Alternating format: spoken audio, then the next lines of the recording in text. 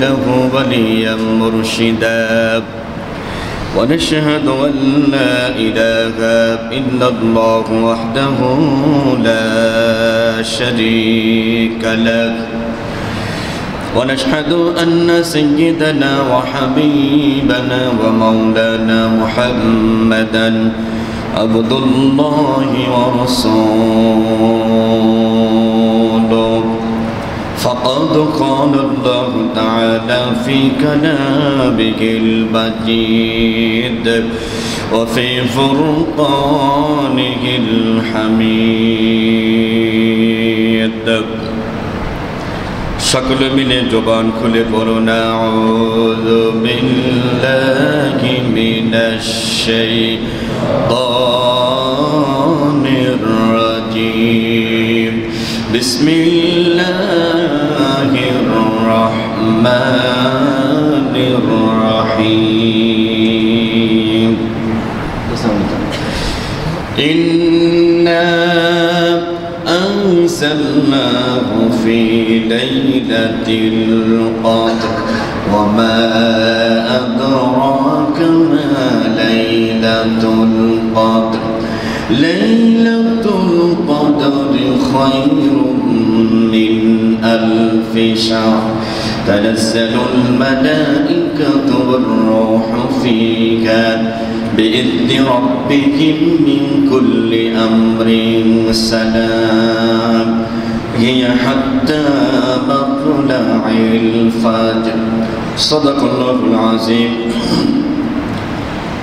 وقال الله سبحانه وتعالى في شان حبيبي إن الله وملائكته يصلون على النبي يا أيها الذين آمنوا صلوا عليه وسلموا تسليما اللهم صل على محمد وعلى آل محمد كما صليت على إبراهيم وعلى آل إبراهيم إنك حميد مجيد اللهم بارك على محمد وعلى آل محمد كما باركت على إبراهيم وعلى آل إبراهيم إنك حميد مجيد لا إله إلا الله لا إله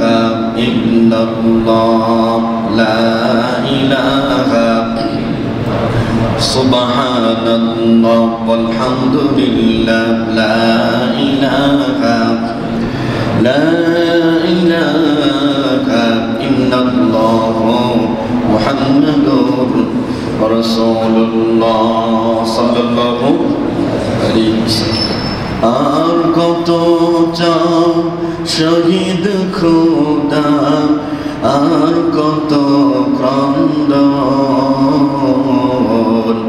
আসবে কবে এই জমিনে তোমারি শাসন আসবে কবে এই জমিনে তোমারি শাসন কত মায়ের বুক যে খালি চোখে শুধুই জল হারিয়ে তার বুকের মালিক হয়েছে পাগল দয়াময় হো আর কত কাল সইবে তুমি এমন আচরণ আসবে কবে এই জমিনে তোমারি শাসন আর কত চাও শহীদ খোদা আর কত ক্রন্দন আসবে কবে এই জমিনে তোমারি শাসন যারা শুধু চেয়েছিল তোমার দিনের জয় জালিম শাহের বলে তাদের জীবন করলো ক্ষয় দয়াময় আর কত কাঁদব আমরা এমনই জীবন আসবে কবে এই জমিনে তোমারি শাসন আসবে কবে এই জমিনে তোমারি শাসন আর কত চাও শহীদ খোদা আর কত ক্রন্দন আসবে কবে এই জমিনে তোমারি শাসন মায়ের চোখে দেখতে পানি পারি না যে আর তাহার বুকে সাগর সম বইছে হাহাকার দয়াময়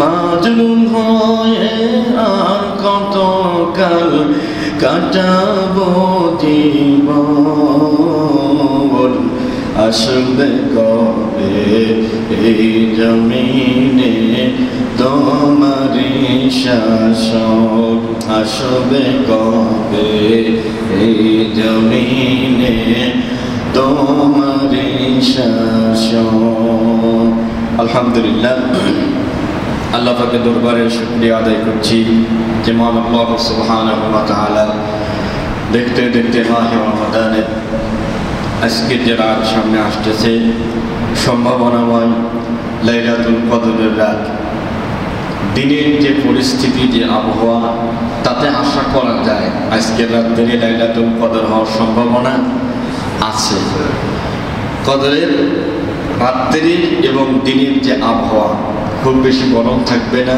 খুব বেশি ঠান্ডাও থাকবে না কোলাহলমুক্ত পরিবেশ থাকবে এবং মানুষের ভিতরে শান্তি বিরাজ করবে যেহেতু 21 রাত সামনে এমন একটা দিনেই পবিত্র জুমার দিন আমরা পেয়েছি মাহে রমাদানের তৃতীয় জুমা সকলে খুশি হয়ে বলছি আলহামদুলিল্লাহ জোরে বলছি আলহামদুলিল্লাহ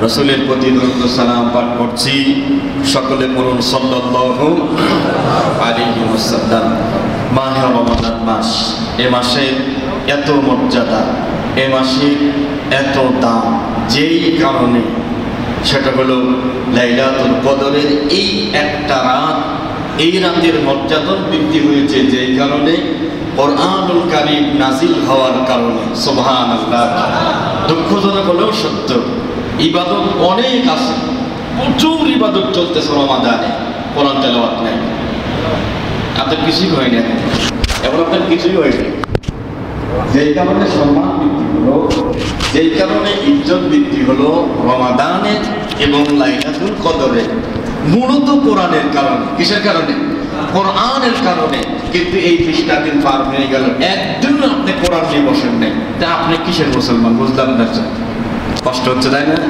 কিছু করার কথা শুনলে আমার মুসলমান খুব কষ্ট হয় যে মানে আমাকে কেন ভাই আপনাকে কেন বলতে যাবো বলেন তো দেখি বন্ধুগণ আমার আল্লাহ পাক বলেন ইন্না আনজাল কদর লাইলাতুল কদর খায়রুম মিন আলফি শাহর রব বলেন ইন্না নিশ্চয় আনজালনাহু আমি নাজিল করেছি কি নাজিল করেছি কোরআনুল কারীম নাজিল করেছি ফি লাইলাতিল কদর কদরের রজনীতে কোরআনুল কারীম আমি আল্লাহ রাব্বুল আলামিন লাওহে মাহফুজ থেকে একযোগে গোটা 30 পারা কোরআন লাওহে মাহফুজ থেকে প্রথম আসমানে 30 পারা কোরআন একসাথে প্রথম আসমানে নাজিল করা হয়েছে সুবহানাল্লাহ একসাথে একযোগে কদরের রজনীতে 30 পারা কোরআন একসাথে নাজিল হয়েছে কোথায় প্রথম আসমানে বলেন কোথায় প্রথম আসমানে, সেখান থেকে প্রয়োজন অনুসারে যখন যেটা প্রয়োজন হয়েছে সুদীর্ঘ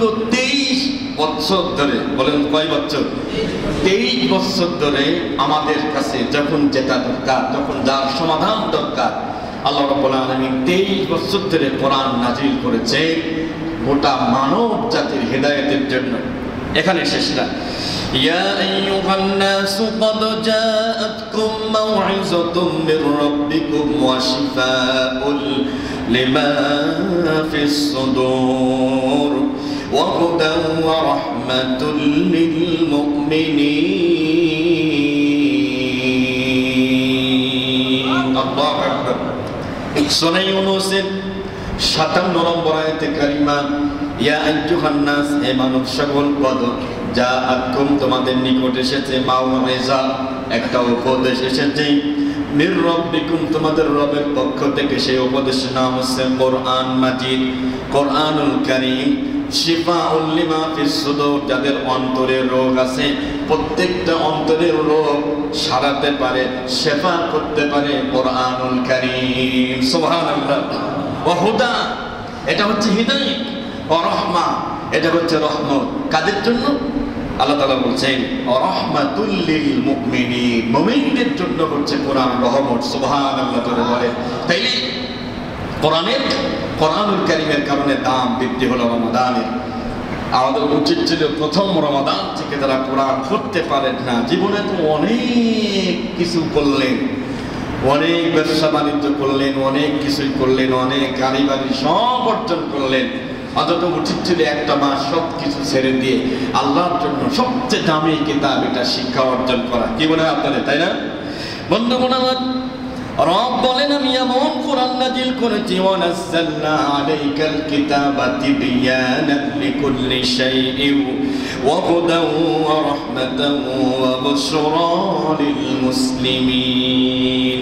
সূরা আন-নাহলের 89 নম্বরে আল্লাহ পাক বলেন ওয়া নাযালনা, আমি নাজিল করেছি, আলাইকা, আপনার নিকট, কিতাব মানে কোরআন, তিবয়ানান লিকুল্লি শাইইন, যা দরকার সমস্ত কিছুর ব্যাখ্যা করে আমি আল্লাহ কোরআন নাজিল করেছি। সুবহানাল্লাহ। যা দরকার সব কিছু, কি লাগবে বান্দা, কোরআনে সব আছে। এখন বলবেন যে হুজুর কোরআনে তো 5 ওয়াক্ত নামাজের কথা নাই। হ্যাঁ আছে, নাই মানে আল্লাহ পাক নবীজি বলছে মা আতাকুমুর রাসূলু ফাখুযু, কোরআনে আছে। আমার নবীজি যা দিয়ে যায় তা তোমরা গ্রহণ করো। নবীজি 5 ওয়াক্ত নামাজ দিয়ে যায় নাই, কোরআনেই তো আছে। সুবহানাল্লাহ। নাই মানে মা আতাকুমুর রাসূলু ফাখুযু, নবী যা দিয়েছে তা গ্রহণ করো। নবীজি তো 5 ওয়াক্ত নামাজ দিয়েছে, কে বলল কোরআনে 5 ওয়াক্ত নামাজ না? সবই আছে, যেহেতু রাসূলের কথা যেহেতু আয়াতে আছে। রব বলেন সব কিছুর ব্যাখ্যা, ওয়া হুদা, এটা হিদায়াত, এটা সংবিধান, ওয়া রাহমা, এটা রহমত, ওয়া বুশরা লিল মুসলিমিন। আগের আয়াতে বলছে রাহমাতুল লিল মুমিনিন, আর পরের আয়াতে ওয়া বুশরা লিল মুসলিমিন, মুসলমানদের জন্য এটা হচ্ছে সুসংবাদ। সুবহানাল্লাহ। আল্লাহ তাআলা আরো বলেন وَنُنَزِّلُ مِنَ الْقُرْآنِ مَا هُوَ شِفَاءٌ وَرَحْمَةٌ لِلْمُؤْمِنِينَ وَلَا يَزِيدُ الظَّالِمِينَ إِلَّا خَسَارًا। আল্লাহু আকবার। সূরা বনী ইসরাঈল আয়াত নম্বর 82, وَنُنَزِّلُ مِنَ الْقُرْآنِ, নবী আমি আপনার কাছে এমন বিষয় নাজিল করেছি, এমন কোরআন নাজিল করেছি, মা হুয়া শিফা, সব কিছুর জন্য মহা ঔষধ। সুবহানাল্লাহ। সব কিছুর জন্য কি ওষুধ? মহা ঔষধ। ওয়া রাহমাতুল লিল মুমিনিন, মুমিনদের জন্য শিফা, মুমিনদের জন্য রহমত। ওয়ালা ইয়াজিদুজ জালিমিনা, আল্লাহ পাক পক্ষান্তরে দিয়েছে যারা জালেম, অত্যাচারী, জুলুমকারী, নির্যাতনকারী, তাদের জন্য কোরআন কখনো রহমত হবে না। গোটা পৃথিবীতে জালেম আছে না নাই? আছে। অত্যাচারী আছে না নাই? আছে। দেখেন ফিলিস্তিন, গাজায় তারা যুদ্ধবিরতি করেছিল। কেন? ওই যে আমেরিকাতে একটু আগুন লাগছিল তাই। কিন্তু গত 2 দিন আগে ফিলিস্তিনের গাজাতে যেভাবে বিমান হামলা করে একই দিনে 400 থেকে 500 মুসলমানদেরকে কারণ ছাড়া গণহত্যা করা হলো, আপনাদের কি মনে হয় এটার বিচার হবে না মনে হয় নাকি? পৃথিবীতে না হলেও পৃথিবীতেই বিচার হবে। মানুষ না করলেও মুসলমান নামধারী বিশ্ব মরল নেতা যারা আছে, তোরা ক্ষমতায় থাকার দরকার নেই, চুরি পরে কাপড় পরে ঘরে বসে থাক, ঠিক কিনা? মুসলমানদের প্রতি জুলুম নির্যাতন হয় নির্বিচারে, ছোট্ট ছোট্ট শিশু আর মায়েরা আর বৃদ্ধরা এরা বেশি মৃত্যুবরণ করেছে। এবং ধ্বংসস্তূপের নিচে এই যে বিল্ডিং ভেঙে পড়েছে, সাংবাদিকরা বলছে আমরা এটা তল্লাশি করতে গিয়ে তলব করতে গিয়ে শুধু কারোর হাত পেয়েছি, আর কিছুই পাই নাই, কারোর শুধু মাথা পেয়েছি, আর কিছুই পাই নাই। এই যে পরিস্থিতি হচ্ছে, মানুষের মনের ভিতরে কোনো মায়া নাই, কোনো দয়া নাই, কোনো মহব্বত নাই। আজকে এই হামলা যদি প্যারিসে হতো, এই হামলা যদি লন্ডনে হতো, এই হামলা যদি হোয়াইট হাউসে হতো, বিশ্ব দ্বারা কাফের মুশরিক কুফার দ্বারা আছে সব নেতা একসাথে হতো, আর আমাদের গুলো সব মদগাদা খাচ্ছে মনে হয়। কি করতেছে আল্লাহ বলছেন, সাহস কেন না? ধন্যবাদ জানাই ডাক্তার ইউনূস সাহেবকে, জাতিসংঘে দাঁড়িয়ে তিনি ফিলিস্তিনের পক্ষে কথা বলে এসেছে, যা এর আগে বাংলাদেশ থেকে যারা গেছে, যেই হুজুর এস হুজুর বলেন, হুজুর এই হুজুর সেই হুজুর, কিন্তু উনি একমাত্র ইউনূস সাহেব ফিলিস্তিনের আর গাজা যুদ্ধবিরতির জন্য ডাইরেক্ট আহ্বান করেছিলেন। আলহামদুলিল্লাহ, এটাও আল্লাহর শুকরিয়া। যাই হোক, এই যে পরিস্থিতি, কেন ফিলিস্তিন গাজা মুসলমানদের পক্ষে আসতেছে না, না আসার কারণ আছে না? অ্যাভেলেবেল কারণ আছে। তার ভিতরে প্রধান কারণ এই যে আমরাও কত দোয়া করি, এত কাঁদতেছি, কবুল হচ্ছে না কেন? না হওয়ার মূল কারণ, রমজান মাসে কোরআন নাজিল হলো, মুসলমান হিসাবে আমার ঘরে কোরআন থাকলেও পড়া হয় না। ঠিকটা জোরে বললে গুনাহ হবে নাকি? হ্যাঁ বলেন, মুসলমানের ছেলে 5 ওয়াক্ত নামাজ নাই, আপনি নামাজে আসছেন, আপনার ছেলে ঘুমায় বাসায়, কথা বলেন নাকি? আপনি কোরআন পড়েন, আপনার ছেলে কোরআন পড়ে না, নামাজের জন্য তাগিদ দেন না, প্যান্ট টাকুন নিচে পড়ে, এরপরে চলাফেরা উল্টা পাল্টা। আসতে হলে তো বিজয় যাদের কাছে দেবেন, সেরকম মানুষ যখন তৈরি হবে, তৈরি হচ্ছে ইনশাআল্লাহ হবে। তো জালেমদের জন্য কোরআন কখনো রহমত হবে না। নবীজি বলেছেন, হাদিসের রাবি আম্মা জান আয়েশা রাদিয়াল্লাহু তাআলা আনহা, তিনি বলেন, আল মাহিরু বিল কোরআনি মা'আস সাফারাতিল কিরামিল বারারা, যারা কোরআন তেলাওয়াত করে উত্তম রূপে, তাদের মর্যাদা হচ্ছে ফেরেশতার মতো। সুবহানাল্লাহ, যারা উত্তম রূপে কোরআন তেলাওয়াত করে, এদের মর্যাদা কোন পর্যায়ে? ফেরেশতার পর্যায়ে। ওয়াল্লাযী ইয়াকরাউল কোরআন, আর যে ব্যক্তি কোরআন তেলাওয়াত করে, ওয়ায়াতাতা'তাউ ফীহি ওয়া হুয়া আলাইহি শাকুল লাহু আজরান, কেবল শিখতে শুরু করেছে, নতুন শেখা শুরু করেছে, পড়তে গেলে পারে বেঁধে বেঁধে যায়, কষ্ট হয়। যারা কাটা কাটা করে বেঁধে বেঁধে পড়ে, নবী আমার বলেন, তার জন্য আল্লাহ ডবল সওয়াব রেখে দিয়েছে। সুবহানাল্লাহ, ডবল সওয়াব। যারা সুন্দর পড়তেছে এরা পাবে 10 গুণ, মনে করেন কয় গুণ? আর যারা কষ্ট হচ্ছে কিন্তু হাল ছেড়ে দেয় না, এদেরকে আল্লাহ 20 গুণ দেবে। সুবহানাল্লাহ জোরে বলেন। আল্লাহ হাবিব বলেন, জাবের রাদিয়াল্লাহু তাআলা আনহু তিনি বলেন, মান জাআলাহু আমামাহু কাদাহু ইলাল জান্নাহ, যে ব্যক্তি তার জীবন চলার সময় কোরআনকে সামনে রাখে, কোরআনের কাছ থেকে সব কিছু হিসাব নিকাশ করে নেয়, যাকাত দেওয়ার সময় কোরআন হাদিসের চিন্তা ভাবনা করে, কথা কয় না? তার মানে তার জীবন চলার জন্য কোরআন সামনে রাখে, কোরআন তাকে জান্নাতে পৌঁছায় দেবে। সুবহানাল্লাহ। ওমান জাআলাহু খালফা যাহরিহি সাকাহু ইলান নার, আর যে ব্যক্তি কোরআনকে পিছনে রাখবে, কিয়ামতের ময়দানে ওই কোরআন তার বিপক্ষে সাক্ষী দিয়ে জাহান্নামে পৌঁছায় দেবে। অতএব কদরের মর্যাদা যেহেতু কোরআনের কারণে বৃদ্ধি হলো, সব কিছু বাদ দিয়ে যারা ইতিকাফে আসার নিয়ত করেছে, নবীজি বলেছেন, ইতিকাফে যদি কেউ থাকে, লাইলাতুল কদরের যে একটা রাত, এর মর্যাদা কত বড়!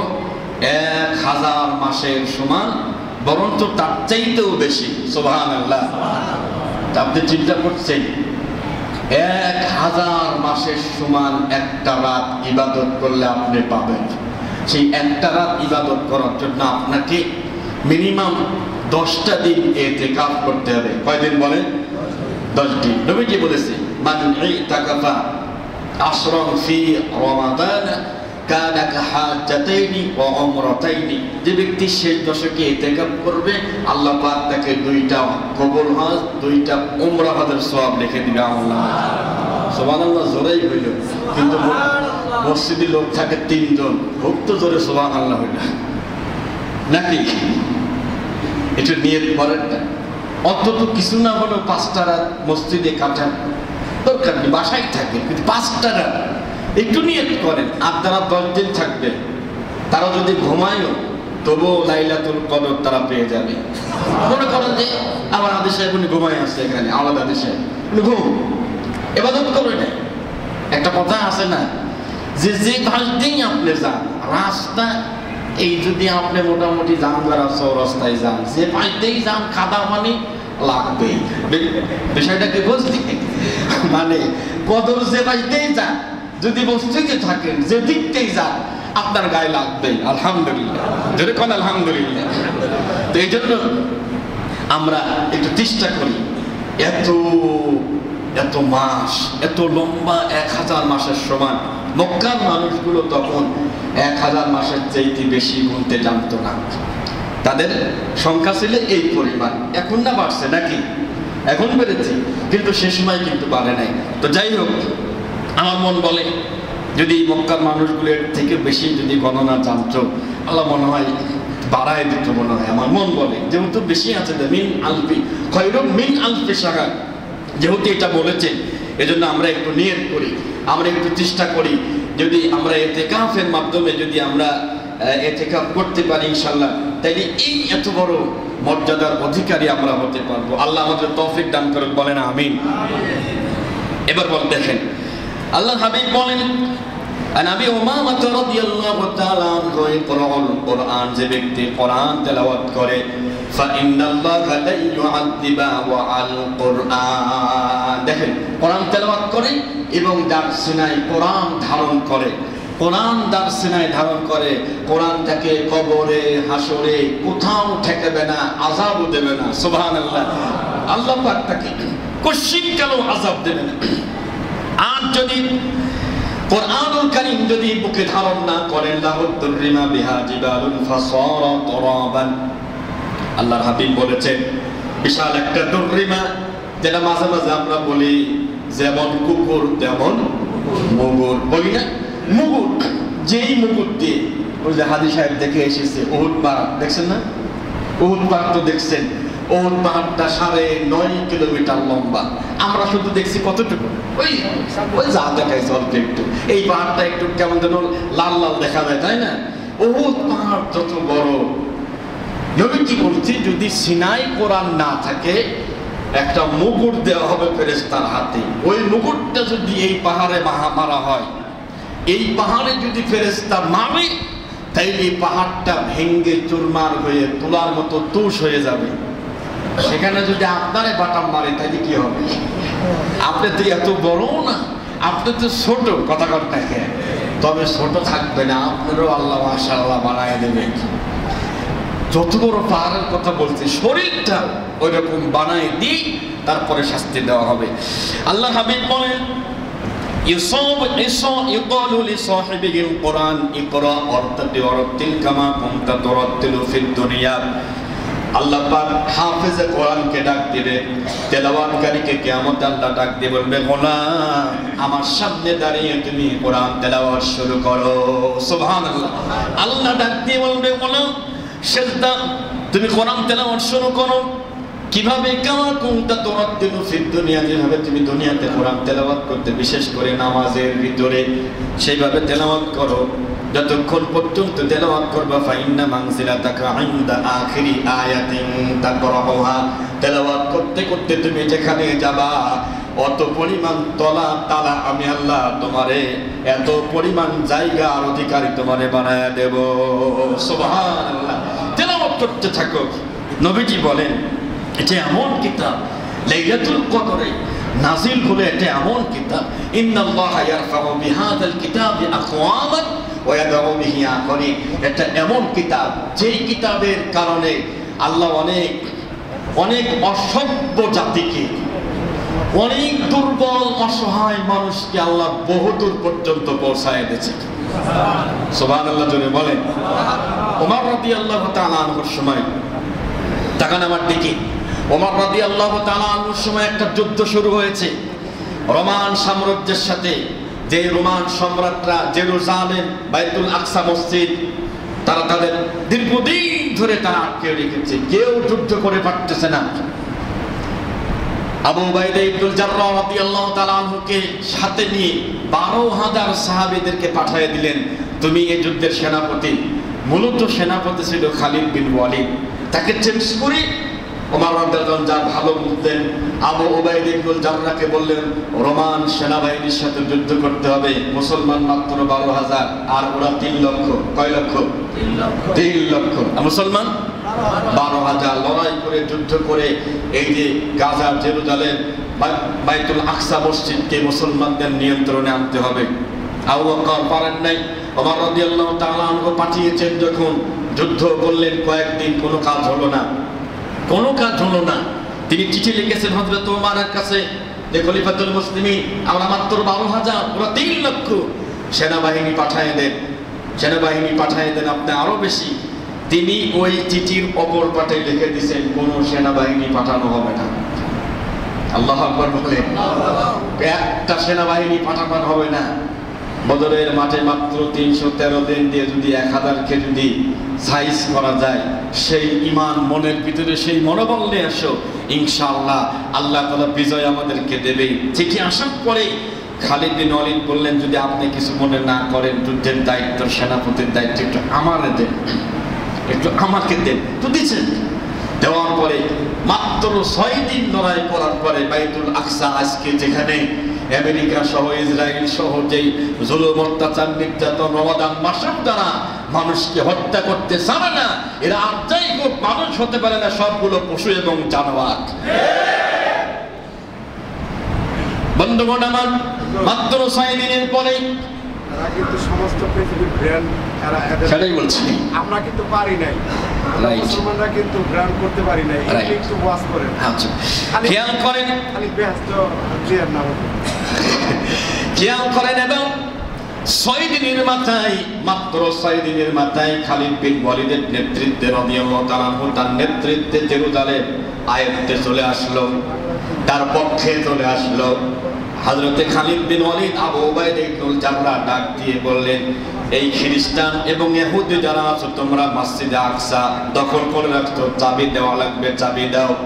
ওদের যে প্রধান পাদ্রী, যিনি প্রধান, তিনি বললেন, চাবিটা দেব ঠিক আছে, কিন্তু তোমাদের সেনাপতিকে? আবু উবাইদা বললেন যে আমি। তিনি তাওরাত কিতাব খুলে বললেন যে না, নামে তো মেলে না। এই জেরুজালেম, এই বাইতুল আকসা যিনি দখল করবে, তিনি হবে হযরত ওমর। সুবহানাল্লাহ। চিঠি পাঠানো হলো, ওমর রাদিয়াল্লাহু তাআলা আনহু আসতেছেন। যে ঘটনা আপনারা শুনেছেন, প্রসিদ্ধ ঘটনা, মদিনা থেকে জেরুজালেম মসজিদ আকসায় তিনি আসতেছেন, একটা উটের উপরে চড়ে তিনি আসতেছেন, উঠে পড়ে আসতেছেন, উঠে চড়ে তিনি আসতেছেন।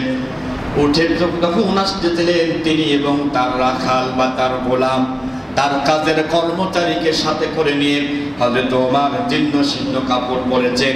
কিছুক্ষণ তিনি উটের উপরে নামছেন, নামার পরে আবার কিছুক্ষণ তার রাখালকে উটের উপরে দিয়ে তিনি উটের রশি ধরে ধরে টানতেছেন। অর্ধ পৃথিবীর প্রেসিডেন্ট, সুবহানাল্লাহ। যখন একবার কাছাকাছি চলে গেছেন জেরুজালেমে, একবারের কাছাকাছি চলে গেছেন যখন জেরুজালেমে, আবু উবাইদা দেখছে কি ব্যাপার। যখন কাছাকাছি, তখন ওমরের হাতে উটের রশি, বুঝতে পারছেন কি? ওমরের হাতে রাদিয়াল্লাহু তাআলা আনহু, তার হাতে রশি এবং তার রাখাল উটের উপরে। এই অবস্থায় আবু উবাইদা দেখে দৌড়ে চলে আসছে, হন্তদন্ত হয়েছে, কি ব্যাপার, আপনি কি করছেন কি? আপনি এখানে কত মানুষ, সম্মানিত লোক এখানে বসা, গায়ের পোশাকটাও জীর্ণ শীর্ণ দেখতে, এইটা কেমন? আবার রাখালকে উপরে দিয়েছেন আপনি, অন্তত এইটা আপনি উপরে থাকতেন। তারা দেখে বুঝতো যে না, মুসলমানদের কি শান সরকার। হযরত ওমর বলছে, আবু উবাইদা বেশি মাথা ঘামায়ও না, আমি ওমরের কোনো দাম ছিল, মরুভূমিতে ছাগল চড়া বেড়াতাম। আল্লাহু আকবার। কি করতেন? মরুভূমিতে ছাগল চড়াতাম। মুহাম্মদ সাল্লাল্লাহু আলাইহি সাল্লাম আসার আগে আমি ওমরকে কে চিনত? আমি ছাগল চড়াতে গিয়ে যখন ছাগল ঠিক করতে পারতাম না, আমার বাবা এসে আমাকে বলতো, কি করে খাবি জীবনে, ছাগল ঠিক রাখতে পারো না, মুহাম্মাদের দলে আসার কারণে সাল্লাল্লাহু আলাইহি সাল্লাম আজ আমার মর্যাদা এত বেশি হয়েছে, পোশাকের কারণে হয় নাই, সুবহানাল্লাহ জোরে বলেন। আমার শান শওকতের কারণে হয় নাই, আমার উঠ থাকার কারণে হয় নাই, একমাত্র ইসলাম এবং কোরআনের কারণে হয়েছে, সুবহানাল্লাহ জোরে বলেন। অতএব এখানে ভাব দেখায় কোনো লাভ নাই, কোরআনের কারণে মর্যাদা হয়েছে। আজ আমরা কেন পারতেছি না? কেন ইহুদি খ্রিস্টানরা আমাদের মাথার উপরে চড়ে আছে, কেন চড়ে আছে? আর আমরা কেন পারতেছি না? কেন হযরত ওমর পেরেছিলেন ৬,০০০, মাত্র ৬,০০০ ১২,০০০ লোকদের পেরেছিলেন, আমরা কেন পারতেছি না? তাদের ঈমান আর আমাদের ঈমান কথা দেখে আছে নাই তো। পৃথিবীর ইহুদি খ্রিস্টানরা তারা একটা ব্রান্ড, বকুল ভাইয়া বলেছে ভাই এটা ঠিক, তারা ব্রান্ড, এটা ঠিক। তারা আমেরিকাকে পর্যন্ত হ্যান্ডেল করে, কন্ট্রোলিং করে। মাত্র ৮০ লাখ, কয় লাখ? মাত্র ৮০ লাখ। আমেরিকাকে যা বলবে এই কি বলে শয়তানিয়াহু, শয়তান নাম কি জানো? নেতানিয়াহু, শয়তানিয়াহু, যাই হোক এই শয়তানিয়াহু ওরা যা বলবে আমেরিকার ডোনাল্ড ট্রাম্প বা ডোনাল্ড ট্রাম্প হয়ে তাই শুনবে। আজকে ফিলিস্তিনকে গাজাকে মারার জন্য অস্ত্র দেয় কারা? আমেরিকা দেয়। যাই হোক, অস্ত্র শক্তির চাইতে ইমানের শক্তির পাওয়ার বেশি। সাংবাদিকরা ছোট্ট ছোট্ট ওই যে বাচ্চারা বোমা হামলা হওয়ার পরও দৌড়াই বেড়াচ্ছে। একটা দেখলাম এই কাঁধে একটা নেছে, ছোট্ট একটা মেয়ে, একটা এই কাঁধে নেছে।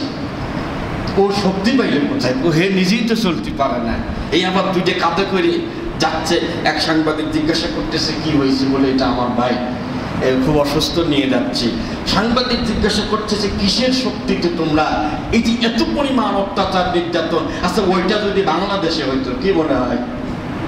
কথা কথা থাকতো? আমার মনে হয় থাকতো না।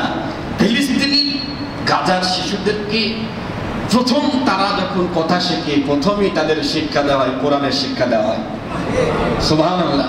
একটা শিশু, সাংবাদিক প্রশ্ন করতে, শিশু বলছে আমরা এই সাহসটা পাই একমাত্র কোরআনুল কারীম ছোট্টকালে আমাদের পিতামাতা শিখিয়ে দেয়। কোরআনের মর্যাদার কারণে, কোরআনের পাওয়ারের কারণেই আমাদের সম্মান মর্যাদা বৃদ্ধি হয়েছে। সুবহানাল্লাহ। আমরা আজকে কেন নির্যাতিত, কেন আমরা গোলামি করতেছি? কারণ আমরা কোরআন থেকে সরে গিয়ে ওরা যা দিয়েছে সেটা আমরা অনুসরণ করতেছি, ঠিক না? আমি আপনাদেরকে অনুরোধ করি 10টা দিন বাসায় টিভি চালানোর দরকার নাই। পারবেন ইনশাল্লাহ? পারবেন না তো? পারবেন না তো, সম্ভব না। এই সামনের 10টা দিন যে মর্যাদাময়, যে গৌরবময়, যে কদরের রাত, ভাগ্য রজনীর রাত, আমরা বলে থাকি শবে বরাত।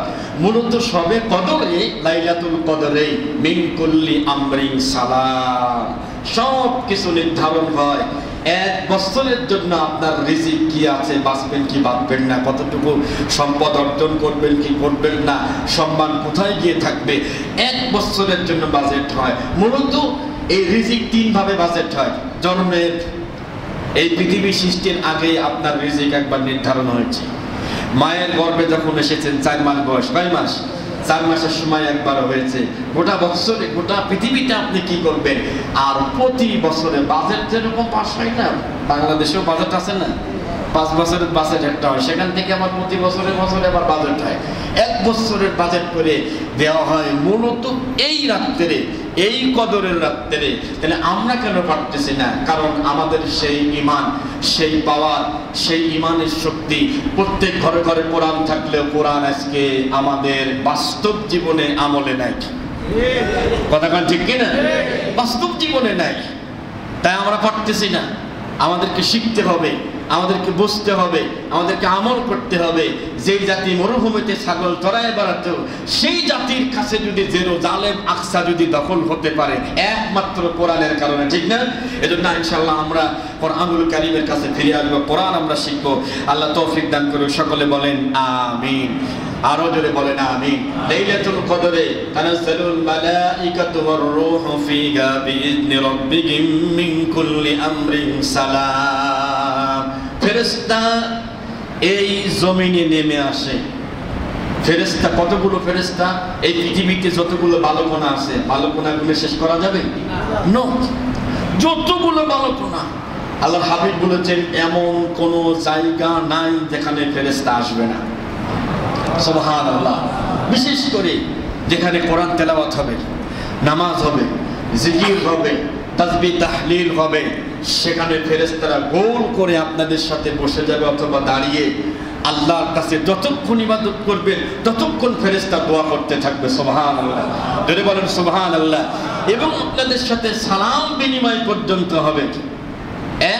ফেরেশতা ফেরেশতা সালাম, এবং ফেরেশতারা আপনাকেও সালাম দিবে, হয়তো আমরা বুঝতে পারি না। তাই এই একদম ফজর পর্যন্ত তিনি সালাম সালাম, শান্তি আর শান্তি বর্ষিত হতে থাকে। এই কদর রজনীতে, যেহেতু আজকে 21-এর রাত, আমরা একটু চেষ্টা করব, যদি ব্যস্ত থাকেন অন্তত রাতটা মসজিদে এসে একটু কাটানোর চেষ্টা করব, ইনশাআল্লাহ। বলেন ইনশাআল্লাহ। আর লাইলাতুল কদর সে পাবে যে শেষ দশকে ইতিকাফ যে করবে, ইতিকাফকারী সকল গুনাহ থেকে সে মুক্ত হয়ে যায়। এখানে কি গুনাহ করার সুযোগ আছে বলেন মসজিদে? নাই, কোনো সুযোগ নাই। আরেকটা কথা বলি, ইতিকাফ যারা করবেন, সম্ভব হলে মোবাইল যদি একান্তই কাজে না লাগে, সাইলেন্ট করে দেন। খুব প্রয়োজন যদি হয় তাহলে রাখেন, না হলে দরকার নাই। কোরআন হাদিস সম্ভব হলে পড়বেন, বেশি পড়বেন। কালামুল্লাহ, কালামুন নাস আপাতত 10 দিন বাদ থাক নাকি, কথাটা আপনি 10 দিন পরেও করতে পারবেন। কালামুল্লাহ, কোরআনুল কারীমের তেলাওয়াত, অর্থ সহ, অর্থ ছাড়া অর্থ সহ আর কিচ্ছু দরকার নেই, কোনো কিছুই দরকার নেই। শুধু কোরআন তেলাওয়াত করেন, তাহাজ্জুদ করেন। কোরআন তেলাওয়াত করা মানে আপনি আল্লাহর সাথে কথা বলতেছেন। আর নামাজের ভিতরে কোরআন তেলাওয়াত করা মানে আল্লাহ আপনার সাথে কথা বলেছেন। কথা বুঝছেন? বিষয় দুইটা। এক, আপনি কোরআন তেলাওয়াত করতেছেন, আপনি আল্লাহর সাথে কথা বলতেছেন। নামাজে কোরআন তেলাওয়াত করতেছেন, আল্লাহ আপনার সাথে কথা বলতেছে। সুবহানাল্লাহ। তাই আসুন ইনশাআল্লাহ এই 10 দিনে আমরা একটু চেষ্টা করি। আল্লাহর হাবিব বলেছেন, যে ব্যক্তি মান ইতিকাফা ইয়াওমান, একটা দিন যে ইতিকাফ করার নিয়ত করে একদিন ইতিকাফ করবে, জাআলাল্লাহু বাইনাহু ওয়া বাইনান নারি সালাসা খানাদিক, আল্লাহর হাবিব বলেছেন তার মাঝে আর জাহান্নামের মাঝখানে 3 খন্দক পর্যন্ত আল্লাহ জাহান্নাম দূরে সরাই দেবে। এক খন্দকের সমান পৃথিবীর এক প্রান্ত থেকে আরেক প্রান্ত। সুবহানাল্লাহ। একটু সময়টা কাজে লাগাই। একটু আপনার অনেক হতাশা, মানুষের কাছে অনেক দৌড়াইছে, একটু আল্লাহর কাছে সিজদা দিয়ে একটু চান, তাহাজ্জুদের নামাজে চান। আপনার মোটামুটি রাত 12টা বা 1টার পরই আল্লাহ তাআলা প্রথম আসমানে চলে আসেন, এসে বান্দাকে ডাকেন, মান যাল্লাযী ইয়াদউনি, কে আছে আমাকে ডাকো আমাকে, ফাউস্তাজিবা লাহু, তোমার ডাকে আমি আল্লাহ সাড়া দেব। সুবহানাল্লাহ। মান যাল্লাযী ইয়াসআলুনি, কে আছো আমার কাছে চাও, আমি তোমার যা চাওয়া আছে ফাউতি, আমি তোমার সেই চাওয়া পূরণ করে দেব। মান যাল্লাযী ইস্তাগফিরুনি, কে আছো আমার কাছে ক্ষমা চাইবা, অনেক গুনাহ করেছো, ফাগফিরলা, আমি তোমার জীবনের গুনাহ মাফ করে দেব। আল্লাহর হাবিব বলেছেন এই হাদিসের ভিতরে, নবীজি বলেছেন আল্লাহ তোমাদেরকে ডাক দিচ্ছে, এখন আমাদের উচিত হলো আল্লাহর ডাকে সাড়া দেওয়া। সুবহানাল্লাহ। যেহেতু এই 10টা দিন সুযোগ আছে, তাই আমরা বাসার টেলিভিশন বন্ধ করে দেই। বাচ্চাদেরকে বলেন, জীবনে অনেক করছো, মোবাইলটা একটু সাইলেন্ট রাখো, ব্যবহার করার দরকার নেই, সময়টা একটু আল্লাহর জন্য একটু কাজে লাগায় দাও। এই রাত্রে আল্লাহর নবীজি ইবাদত বন্দেগীর জন্য কোমর বাঁধতেন, আর আমাদের এই 10 দিন আমরা কোমর বেঁধে মার্কেটে। সুবহানাল্লাহ। কি কথা কয়, 20 দিনই মার্কেট করতে পারেননি, এখন ফ্যামিলি সহ আপনি যাইতে পারতেছেন, এই স্ত্রী সহ গিয়ে একবারে পুরা এলাকায় একবারে স্ত্রী করে ফেলছে। হ্যাঁ, একটু সাবধান থাকে। 10 দিনে আমাদের ইবাদত করার কথা বেশি, কিন্তু আমাদের মার্কেট সম্পদ আসলে কোনটা দিয়ে, কোন জিনিস দিয়ে যাকাত দিতে হয়, আমরা একটু এই বিষয়টা একটু ইনশাআল্লাহ আলোচনা করি। নাম্বার 1, যাদের প্রাণী সম্পদ আছে, যেমন যদি কারো উট থাকে, 25টা উটে একটা উট যাকাত দিতে হয়। যদি কারোর গরু থাকে, 30টা গরু থাকলে একটা গরু যাকাত দিতে হয়। এরপর যদি কারো ছাগল থাকে, 40টা ছাগলে একটা ছাগল যাকাত দিতে হয়। এরপর আসছে স্বর্ণ এবং রূপা। রব বলেন, ওয়াল্লাযীনা ইয়াকনিজুনা আয-যাহাবা ওয়াল ফিদ্দাতা ওয়া লা ইউনফিকুনাহা ফী সাবিলিল্লাহ ফাবাশশিরহুম বিআযাবিন আলীম।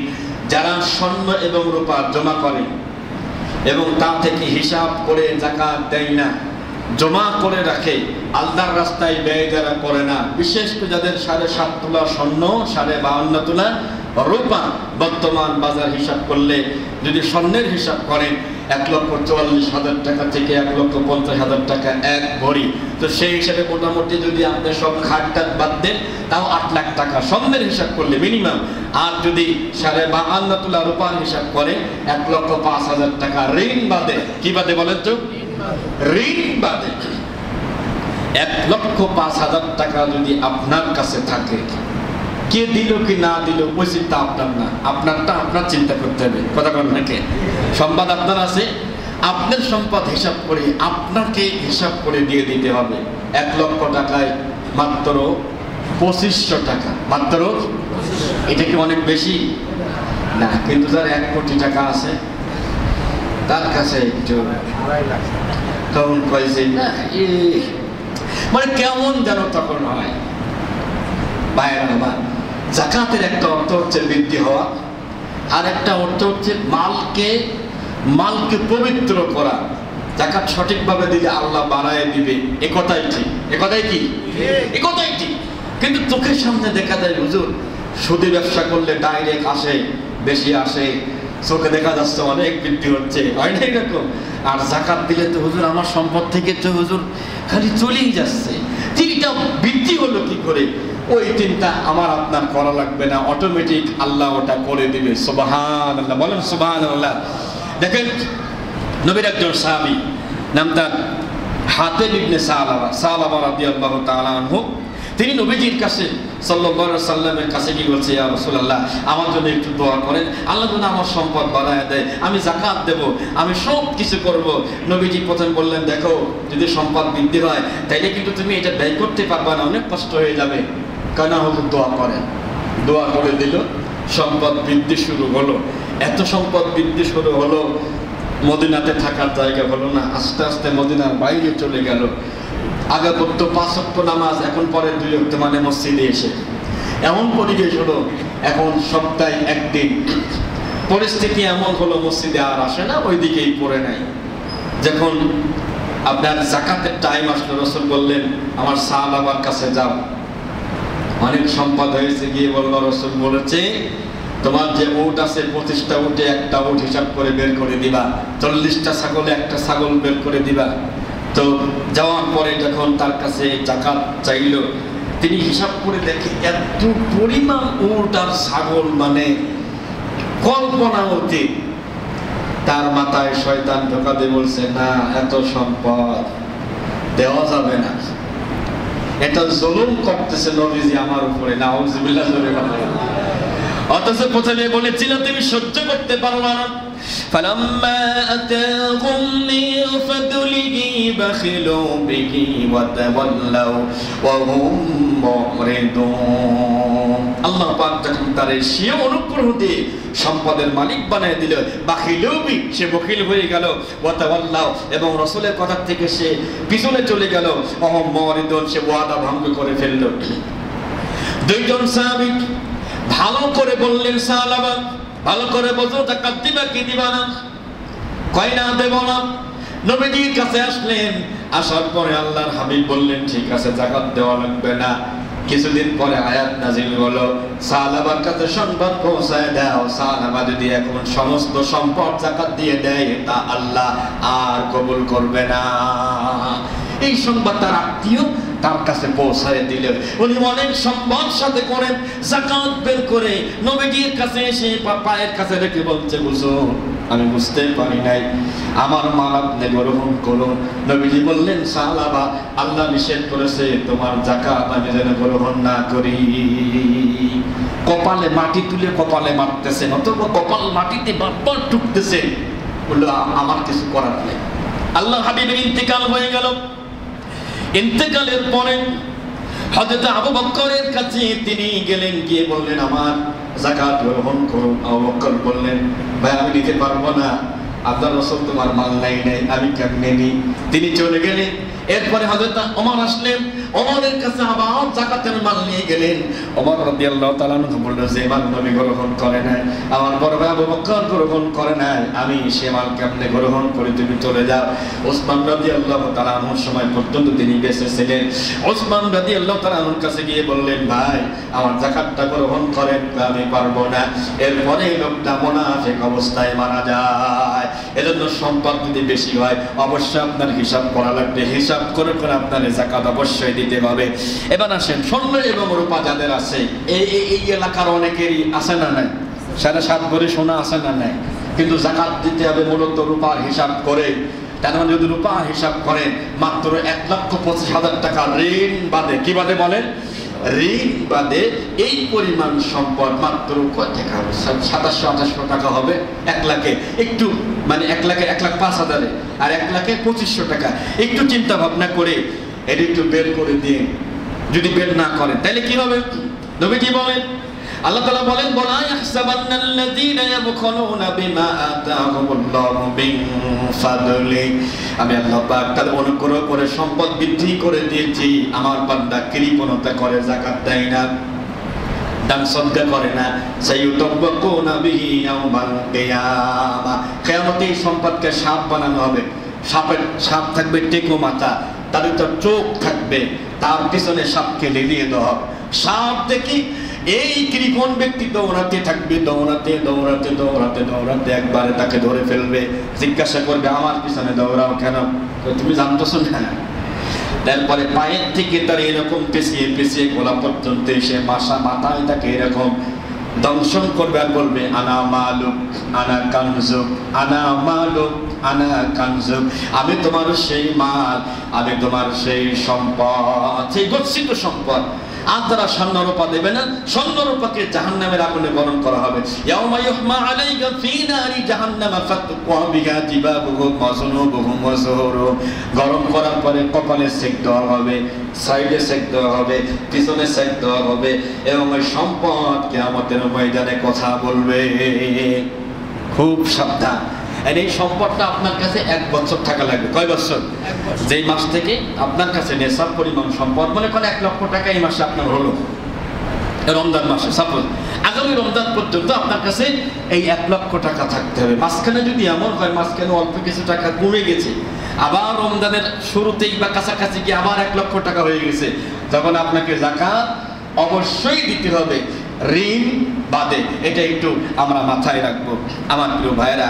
এখন অনেকে বলে, হুজুর দোকানের মালের যাকাত। হ্যাঁ অবশ্যই, দোকানের যাকাত নাই, কিন্তু দোকানের ভিতরে যে মাল আছে এই মালের যাকাত দিতে হবে। এতগুলো ফ্ল্যাট বাড়ির যাকাত নাই, এতে ভাড়া আছে, বুঝতেছেন? ভাড়ার যাকাত দিতে হবে। আপনার শোরুমে যতগুলো গাড়ি আছে, উনি এক আলহাজ ডাক্তার আবুল খান সাহেব ভাই, উনি একটা গাড়ি ব্যবহার করে, এই গাড়ির যাকাত নাই, কিন্তু যেই গাড়িগুলো কেনা বেচা করার জন্যই কেনা হয়, যেমন শোরুমের গাড়ি, বুঝতেছেন আমার কথা, এগুলো যাকাত দিতে হবে। যেই ফ্ল্যাট বাড়ি কিনেছেন বিক্রি করবেন, এই পুরা টাকার হিসাব করতে হবে। আর যে ফ্ল্যাট বাড়ি কিনেছেন যে এটা আমি ভাড়া চালাবো, ওর যাকাত দেওয়া লাগবে না, ভাড়ার যে টাকা আসবে সেই টাকার যাকাত দিতে হবে। এখন যাকাত দেওয়া লাগবে না কিসের? দেখেন, আপনার যে ভিটা বাড়ির জমি, এই জমির যাকাত দেওয়া লাগবে না। তাহলে মাঠের জমিতে যে ফসল হয়, কি হয়? ফসল হয়। মিনিমাম যদি 20 মণ ফসল হয়, কয় মণ?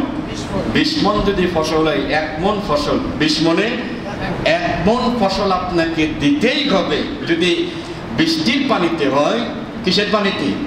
বৃষ্টির পানিতে হয়, তাইলে পারে এক সিস্টেম। আর যদি আপনি সেচ দেন, সেচ দেওয়া পানিতে 20 ভাগের 1 ভাগ সম্পদ, আর আল্লাহ যদি দেন 10 ভাগের 1 ভাগ। একটু ওষুধটা বের করে দিবেন। ওষুধ কিন্তু আমরা অনেকে এটার ব্যাপারে গ্রামগঞ্জে সব জায়গায় গুরুত্ব খুবই কম। আলহামদুলিল্লাহ আমার শ্বশুর আব্বার অনেক জমি জমা আছে, তো ওনারা এরকম অনেক পেঁয়াজ টেয়াজ পায় বা ধান পায়। তা আমি কখনো বলেও নাই দেয় কি দেয় না, যাই হোক। তা আমি এবার একটু খোঁজ খবর নিচ্ছি। আমার আব্দুল্লাহ মা বলছে, তোমার আব্বাকে ওষুধের জাকাত টাকাত দেয়? তো ওর ভালো জানে না, যাই হোক একটু বাসায় ফোন করবে। এখন যদি সম্পদ থাকে ওষুধ 20 মণ যদি হয়, মিনিমাম 1 মণ বের করে দেন, এটাই হচ্ছে নিয়ম। এখন যাদের গরু ছাগল আছে জাকাত দেয় না, এই পরিমাণ জাকাত দেওয়ার মতো কিয়ামতে আল্লাহ ওটা শিং গজায় দেবে, দিয়ে ওর সামনে লেলিয়ে দেবে। ও শুধু আশ্রা বেয়ার বলবে আমি সেই মার, মানে তোমার জমাগিরি তো সেই উট, সেই গরু, সেই ছাগল। আল্লাহ রহম করুক।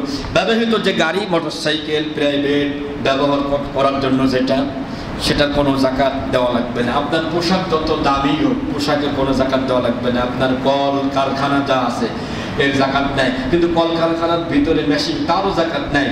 মেশিন দিয়ে যে জিনিসগুলো উৎপন্ন করার পরে বেচা কিনা হচ্ছে সেটার জাকাত আছে।